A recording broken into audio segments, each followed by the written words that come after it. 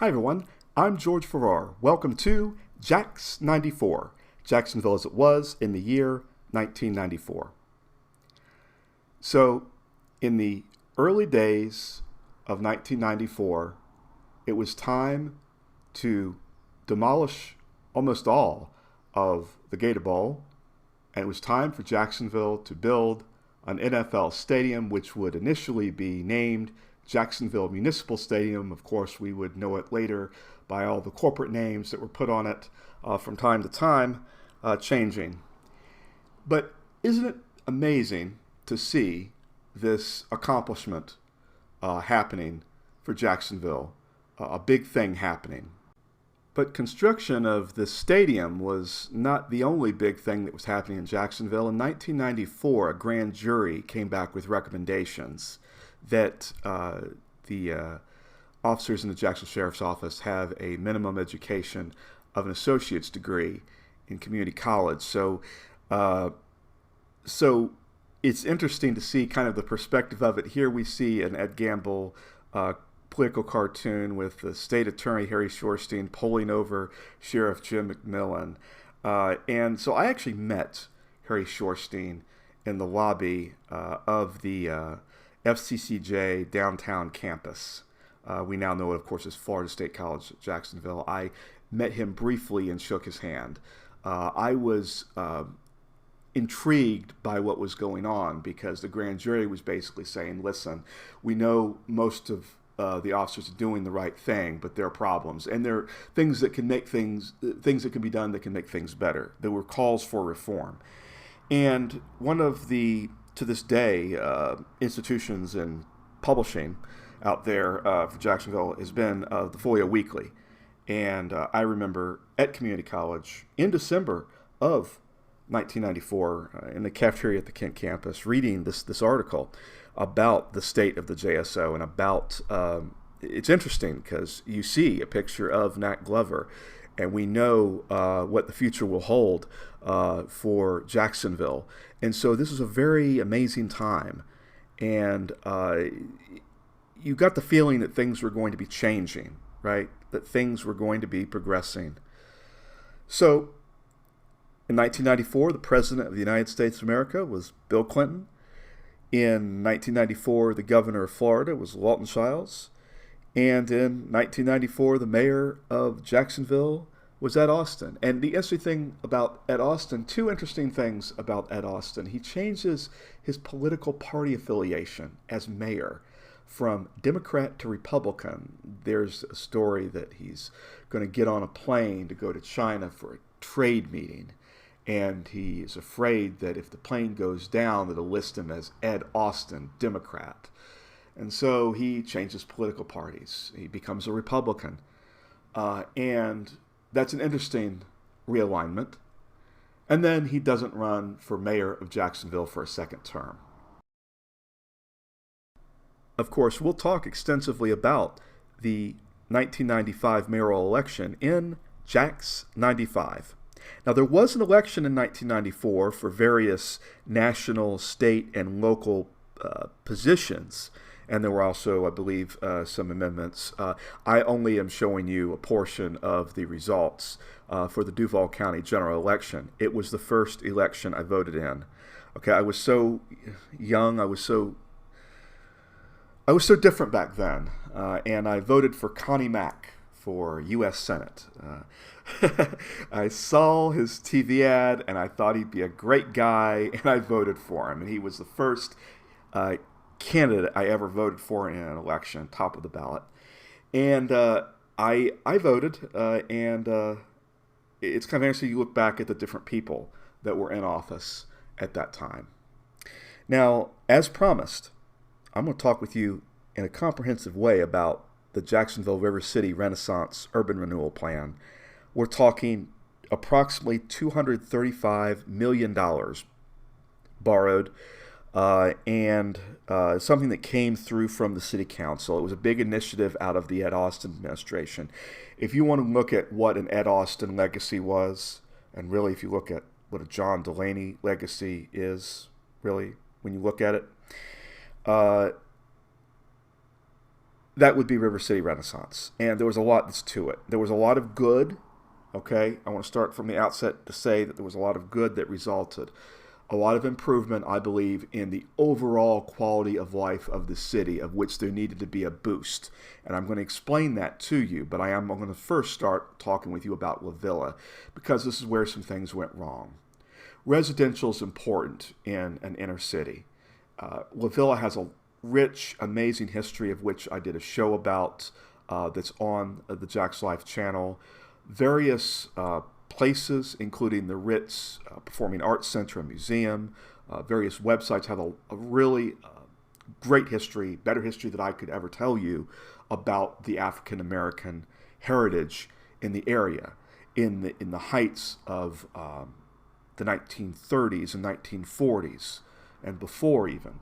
And we're talking about an area that was encompassed by, not that far from, the Acosta Bridge, Union Station, which was a railroad terminal from 1919 until 1974. Easy access right into downtown. Okay, so you're looking at a lot of houses, so a lot of them in what you might call shotgun house style. Okay, I remember as a youngster, first memories of Jacksonville, going right by LaVilla on the Union State Street corridor. Okay, the picture you're looking at here would be, I would say, around the time of the 1940s. And my memories of LaVilla are from the early 1980s and then into the 1990s. And it said with the shotgun house that you could point a gun and fire a bullet from the back of the house through an open door from the back of the house, and it would go out the front door. The idea back in those days, these houses were built for air circulation. There was no mass air conditioning, okay? No big AC unit when it hit 90 degrees or something during the day. So it was a whole different way of living, and it was a very big entertainment district for African Americans. Ray Charles performed piano at the Ritz Theater. Okay, the Ritz Theater was built in 1929. So there was a lot of things that were going on in the 1930s and the 1940s, and there was a point where the city wanted to recognize this and possibly get some development, get some business development to celebrate the history, the musical heritage of the area, and to draw visitors, right? So if you go back and you look at the different histories, some of the different stories, it's amazing, it's intriguing to read about the people who lived there, because you had people that were servicing downtown. They were servicing Union Station when it was an active railroad terminal, okay? But all of this is going to start to get wiped away, because guess what? There is going to be a massive boom in population. People are going to be getting in their cars, and they have to be able to get around and about the city, and they've decided in the 1950s to create something called the Jacksonville Expressway Authority. They used tolls and borrowing to build huge expressways. We get things like the Arlington Expressway. We get the start of Interstate 95 and Interstate 10. We get, when you look at it, with all of this development and construction, we see that they're going through and they rip through the areas of, these would be ripping through areas of LaVilla, Brooklyn, through the north side, and through the west side, through the south side, to build these huge, what would become Interstates 95, Interstate 10, and it's going to be phenomenal, and it's going to happen in a very short period of time. We're talking about the 1950s into the early 1960s. By the mid-1960s, you've got this huge expressway system all over the city, people going through toll booths, stopping to pay their tolls at various places, and it really changes the dynamic of the city. We get the Fuller Warren Bridge, which starts out as a Gilmore Street Bridge, gets hooked into I-95, and as they say, the rest is history. And so it, with a lot of these kinds of disruptions, whether it's an economic disruption as the travel modes change, or whether there's a development disruption as People begin to move to different areas. With integration, people will move to other neighborhoods. So time after time, there's migration that happens. And so we have all of this that's going on, and it impacts the city greatly, and it impacts the people of LaVilla, particularly not far from all of this. Basically, really the epicenter of the development, and basically the destruction that enables the development. Okay, so there's stories to be found out about. There's stories to understand about what exactly happened in the 1950s and 1960s. And so there's this big urban boom that's happening. We lose the shipyards year by year, fewer shipyards, more and more skyscrapers, office buildings, commercial warehouses, parking lots, stores. We're going to start getting an amazing amount of development in the late 1950s, early 1960s, as all of this is going on. I mean, we're talking massive construction. And so you can see from here, we see the Prudential building on the South Bank. On the North Bank, we see the Atlantic Coast Railroad building, which will later on become the Seaboard Coastline building, to later become the CSX building. We see in the distance a little bit there, we see the Sears. We see where eventually the what would be the Independent Life building, Wells Fargo building, some people may know it's the Modus building. We'll eventually see that constructed in the 1970s. So there's all of this going on, and to the north we can see Interstate 95, and we can see it as it cuts down to the west, basically you could say to the southwest, towards aligning right along. As part of this, Jacksonville gets a civic center in the 1950s. What would then be the Duval County Courthouse on the river, and the Jacksonville City Hall on the river is dedicated in 1960. So, and of course, both of these structures were demolished later on. But the city is really setting its mark out there. And so there's just so much construction. There's so much spending. There's so much that's happening in 1960-something, okay? But there are people that are negatively impacted by this. These would be people in the older neighborhoods, right, who, as all of this is progressing, are not getting their basic infrastructure needs maintained, because, again, dynamics change. And there's a lot of hoopla with big city projects. And these politicians back then, as today, really love to have a big show to show off what has been done. And we will keep in mind that, of course, one of the big features of the River City Renaissance plan was basically a new city hall in a renovated historic building. Now, another thing that came along in 1960 was the Jacksonville Coliseum. Now, there is a place that I've profiled and talked about many times in my various history shows. And so the city sought at that point to be able to provide in a common way to generally to everybody to be able to converge upon the city and enjoy a lot of the entertainment. It is important to remember that at this point, it will take a couple more years into the 1960s for desegregation to finally come to the city. And it's important to keep in mind what was happening in the 1950s and 1960s as it related to civil rights, because that has an impact on development, migration, neighborhoods, because as people can celebrate more together as a people of Jacksonville and not segregated by race into you go here, you go there, you stay here, you stay there. Never the two shall meet if we say they shan't.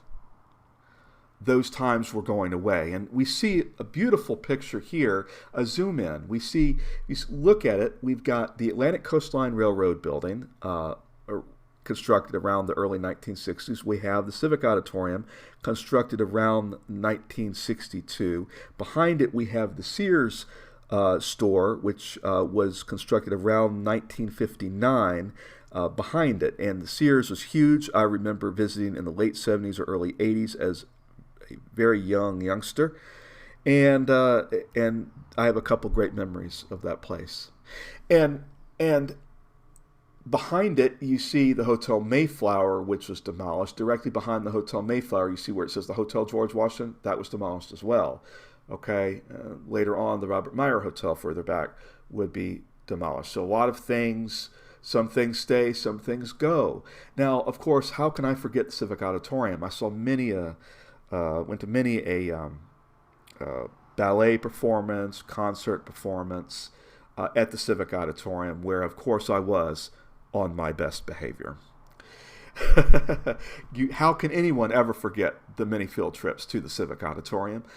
And the unique experience you have. You pull up to this place in a bus, and you get off and you go in and you experience this, some great cultural moments, great cultural things that are greater than yourself. Because, hey, what are you? You're just some kid off a school bus from some school, and you've been brought downtown, and your parents are at work, and you're sitting there watching ballet, right?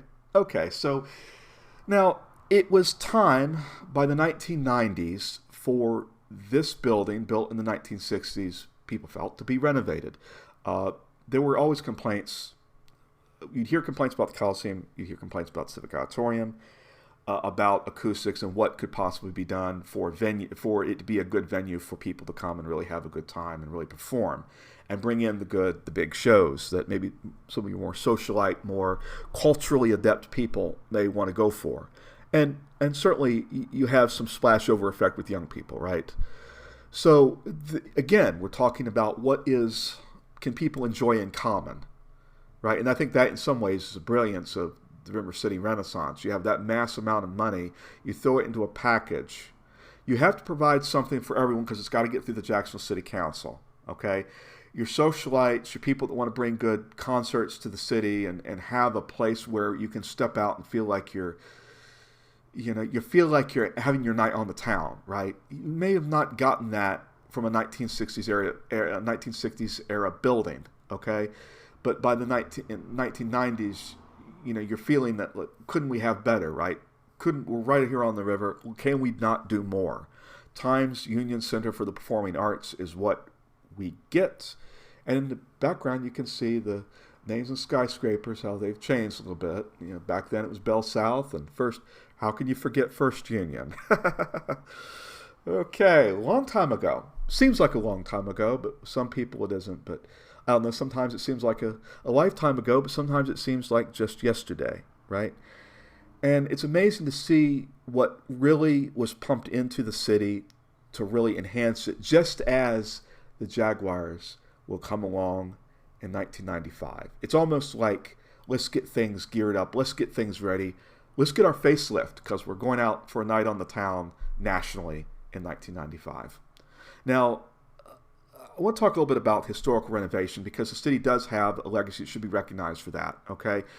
While the Jacksonville Terminal, a Union Station, that was a railroad station from 1919 until 1974, and before that there was a depot that served a lot of trains, starting, I believe, in the 1890s, and it ultimately burned down. What was left of it burned down in the late 1970s. And so this terminal sat abandoned for a long time. Here we see it around 1982. And, again, we have these periods in Jacksonville history where people come along and go, let's build, let's do, we have a need, we have a function, let's do it big, let's do it right. And then things change, but then an idea emerges, a consensus emerges, right? Political leaders, business leaders, the people that can make things happen, get things through the city council, have those appropriate conversations, and get out into the media. And what you get then, you get the Prime F. Osborne III Convention Center, where I had the chance to see with my family the Ramses exhibit, and I saw a school field trip where, of course, I was on my best behavior. So let's look at the Ritz. I have a lot of passion about the Ritz because I remember what I saw in the 80s and the 90s. And when I first saw it as a child, and I saw that this was a grand place, even though at the time I was seeing it, it was long abandoned, right? The sign, and incredibly, how can you forget the sign? And I think that was one of the great accomplishments, to really keep the sign. But everything else had to be basically reconstructed for it. And ultimately, the big push was in the 1990s to go ahead, and because basically there were areas of LaVilla that had developed to be an eyesore. Okay, certain things, as things changed, people moved away. Neighborhoods changed. The theater itself, the outside of the theater, as you can see, this would be from the 1980s. This is what I would remember. And a lot of people had a lot of, and I love the fact that in the 1990s that there was a plan to get this taken care of, to get dealt with, to recognize the heritage of the area, which had things were clearly wrong, right? And, also, too, I mean, it should be kept in mind this is on one of the main thoroughfares going through the city, going from Arlington out to the beaches to 995. If you were going that route, you're going right by through. And the idea, I think, was to develop a kind of, and again, here we borrow from another city, okay? We borrow from Orlando. The idea, the concept of Church Street Station. This would be a phrase that resonates with people of the 70s and the 80s who grew up in Florida, who went down to Orlando. I'd been to Church Street Station, absolutely fascinating. I think the idea was to try to develop something like that. And when you see a building like this, right, don't you think something like that could work? The building goes. We get the Urban League building, but you do see the Ritz sign right there, right? The problem, I think, was, and it was the last gasp of the really bad urban renewal ideas in some neighborhoods. And if the interstates didn't get a lot of these neighborhoods, tragically flawed urban renewal plans that weren't put on a very rigid, hard timeline with things attached and say, we're going to do this, X, Y, Z, and that's going to be it. Now you see what we have, right? And listen, you've got a park across the way. I stood there to film when I filmed about LaVilla and Ritz. I stood across from right there and facing out, so we're looking at where I would have been, across the street where I would have been standing.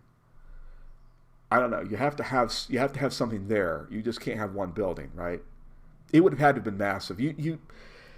And I look at all of this, and I go with River City Renaissance, and I look at what I dreamed about, because I read the newspaper, and I was civically engaged. You can't get any more civically engaged than someone who's at a community college, who's going all over the city, whether it's downtown campus, Kent campus, South campus. I was all over the place in that little Toyota. And, learning a lot about the city, going all these different places, and in the 1990s later on, I would. And you see that in general, in common, right, a lot of things can get accomplished. A lot of money got pumped into parks, libraries. The idea, I think, also was after some of what people were seeing in the 80s, a lot of the drug problems, crack issue and all of that, there had to be something that would spur some development. And so one of the great things was the Ritz Theater that we did get. Another thing that Jacksonville got with the River City Renaissance plan was Jacksonville got a new city hall in a renovated St. James building, which at one point had been the Cohen Brothers department store, also called the Big Store, later on became May Cohen's. And we see it through the years. And wow, there are some great things that happen. It's just too bad that some of the energy that got put into the St. James building, or renovating it, making it better after May Cohen's left, and it sat there abandoned for a while, right?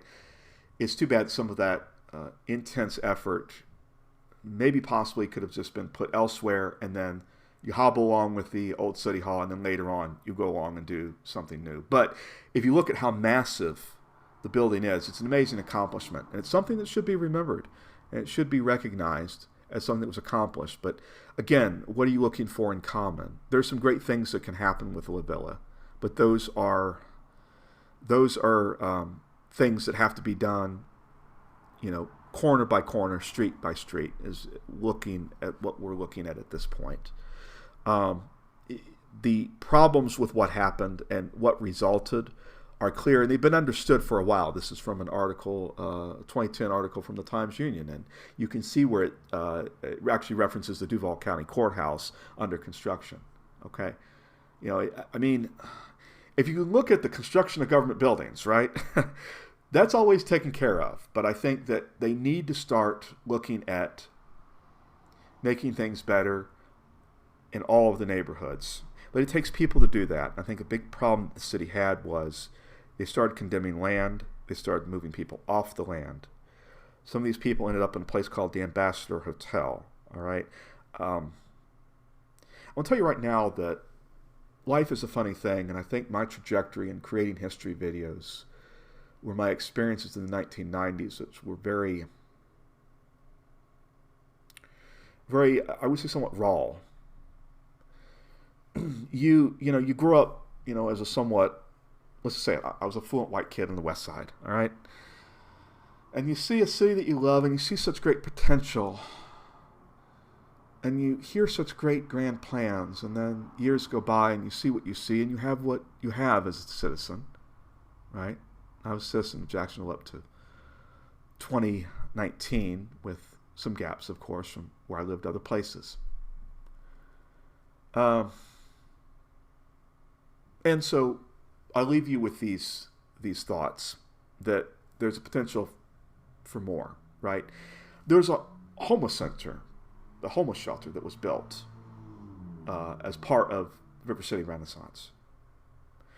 I think a lot of it was the River City Renaissance identified the issues, tried to go about to deal with them in the way that the politicians could in a market-oriented environment. What I'm talking about is civic atonement. And I think that the city, right, and other cities throughout the nation need to look geographically, economically, and I think it's time for some civic atonement, more civic atonement. And I think River City Renaissance and other plans were steps forward towards that. But I think when you go and you look around, you don't have to go downtown, you don't have to look at LaVilla, you can look elsewhere. You can look off 103rd Street. You can look all over the place, and you can see where leadership's clearly needed. And that's all I'm going to really say about that. And this has been a unique Jax 94 for you. 1994 was an incredible year for me. I really got out into the city. I really got running around and about. And one of the places I went to was a festival called World of Nations at Metropolitan Park. And you get the chance when you're at community college to really meet people throughout the city. And it was just an incredibly fun time. And I think that I really came of age in the 1990s. And I can remember listening to Tom Petty on I-10, and then going across the Hart Bridge on the way over to the South Campus at FCCJ to do academic competitions, and driving over the Hart Bridge and listening to Green Day. So a great time because you're able to get out in the world and you're able to see a lot of the nitty-gritty. And I hope that you got a lot of the nitty-gritty in this one. This was a long one. This was Jax 94. And you can tell that I'm running out of time. I have Jax 95 ahead for you. And that's going to finish the Jacksonville Year by Year series spanning 1975 to 1995. You're watching the end of show number 19 of the series. And of course, there's always History Jacksonville, which I completed a while back. That's 85 shows and 4 specials. I've talked a lot about the city because the city was my life. And I moved to another city. I did that in 2019. And so I'm going to bring you Jax 95. Then I'm going to bring you a special commemorative presentation celebrating the 200th anniversary of the naming of Jacksonville and the petitioning for it to be a port of entry for the United States of America to the Secretary of State in 1822. And then I'll have a final sign-off video. So I'm telling you a little bit about what's going on here on the channel. If anything, just to let you know that my time is running out, and I've enjoyed presenting all of this to you. And I'll have more to talk with you about Jax 95. Truly a great time for the city. So much going on. And if you could just somehow have encapsulated the optimism many people had in the 1990s about Jacksonville, you'd probably solve the energy crisis. All right. Well, I want to thank you all for watching. And I want to invite you to please stay tuned for Jax 95. Take it easy. See you later.